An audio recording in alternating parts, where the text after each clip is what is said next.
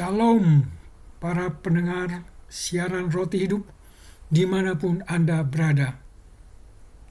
Bagaimana keadaan Anda hari ini?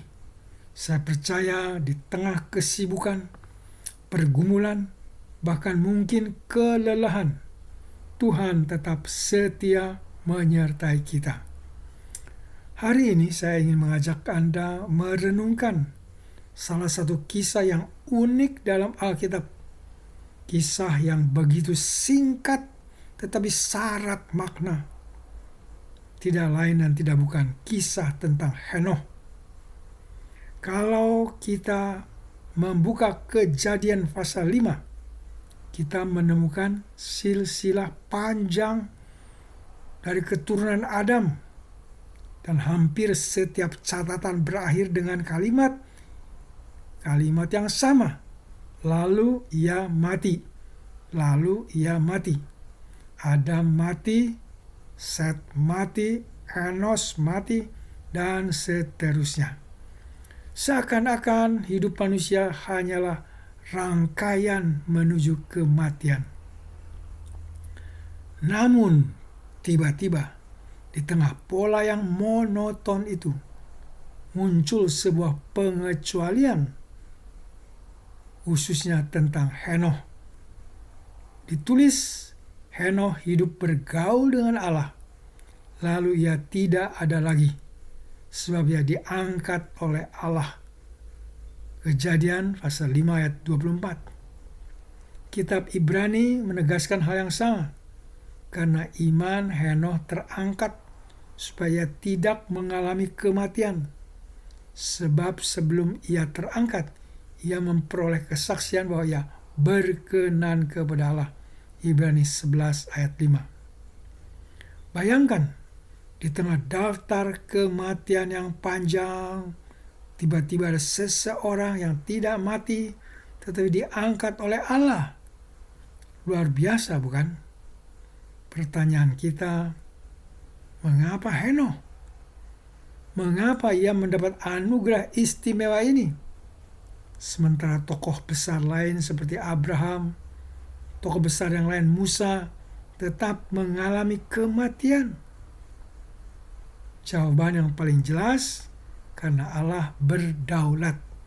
Allah bebas menentukan cara yang memanggil pulang anak-anaknya.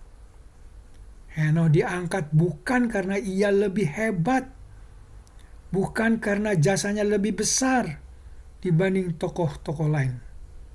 Semua itu murni anugerah Tuhan. Allah ingin menunjukkan melalui Henoh bahwa ia berkuasa melampaui kematian, bahwa persekutuan dengannya tidak berhenti di liang kubur. Saya teringat sebuah kisah seorang ibu yang sangat setia melayani di gereja, tiba-tiba dipanggil Tuhan secara mendadak. Tidak ada sakit panjang, tidak ada tanda-tanda sebelumnya.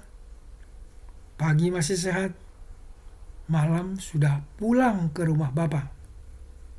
Bagi keluarganya tentu saja mengejutkan sekaligus menyakitkan. Tetapi di sisi lain, banyak orang berkata, ibu ini benar-benar meninggalkan kesaksian indah. Hidupnya bergaul dengan Allah. Cara Tuhan memanggil setiap anak-anaknya bisa berbeda. Tetapi yang sama adalah ia tetap berdaulat dan kasih-Nya tidak berubah. Kalau kita berpikir kisah Henoh hanya sebagai sebuah legenda, dengarkan apa yang ditulis Rasul Paulus. 1 Korintus 15 ayat 51 berkata, sesungguhnya aku menyatakan kepadamu suatu rahasia. Kita tidak akan mati semuanya, tetapi kita semuanya akan diubah.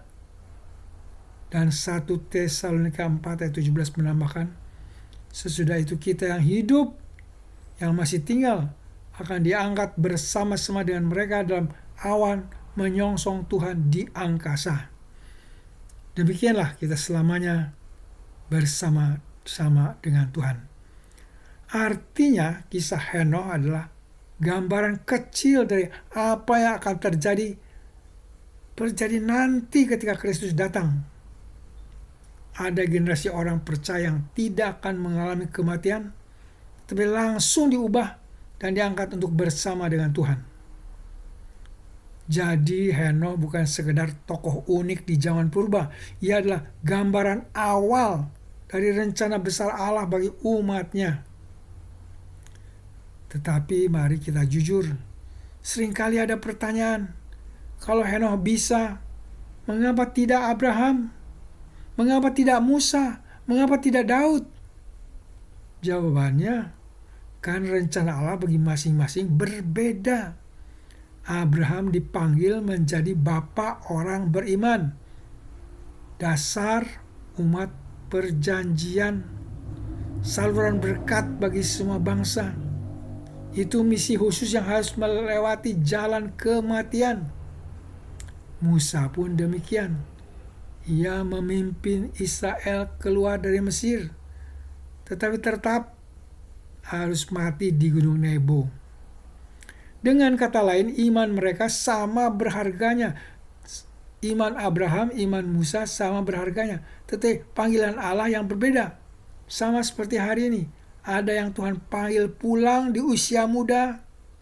Ada yang panjang umurnya. Ada yang meninggal dengan tenang. Ada yang melalui penderitaan.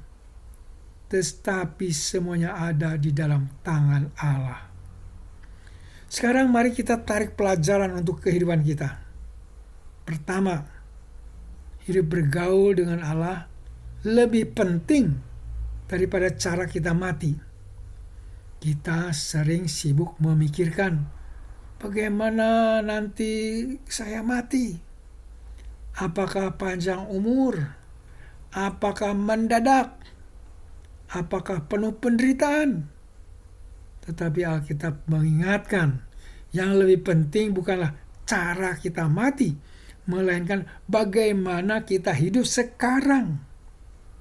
Henokh diingat bukan hanya karena ia diangkat, tetapi karena dalam tanda petik hidup bergaul dengan Allah. Kedua, percayalah pada kedaulatan Allah. Hidup dan mati ada di tangannya. Kita tidak bisa memilih cara kita dipanggil, tetapi kita bisa memilih untuk hidup dalam iman setiap hari.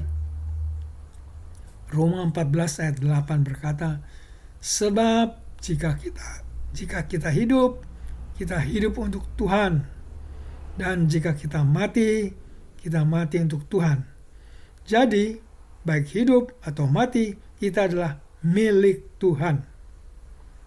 Ketiga, kematian bukanlah akhir. Kisah Henokh adalah tanda bahwa ada kehidupan kekal. Entah kita mati terlebih dahulu, atau kita masih hidup saat Kristus datang, yang pasti adalah kita akan bersama Tuhan selamanya. Inilah pengharapan yang membuat kita bisa menghadapi kehidupan tanpa takut. Ada seorang bapak anggota sebuah gereja. Waktu beliau divonis kanker, banyak orang menghiburnya. Tetapi ia berkata, saya tidak takut mati. Kalau sembuh, itu anugerah. Kalau mati, itu pun anugerah. Karena saya tahu kemana saya akan pergi. Itulah keyakinan yang lahir dari iman kepada Kristus. Hidup atau mati, kita tetap milik Tuhan. Sahabat pendengar, mari kita simpulkan. 1. Henokh diangkat hidup-hidup bukan karena keistimewaan pribadinya, tetapi karena anugerah Allah yang berdaulat. Allah yang sama juga berkuasa memanggil kita dengan cara apapun yang Ia kehendaki. Bahkan suatu hari nanti mengangkat semua orang percaya pada kedatangan Kristus yang kedua kali. Kedua, namun fokus kita bukan pada apakah saya akan diangkat hidup-hidup atau tidak.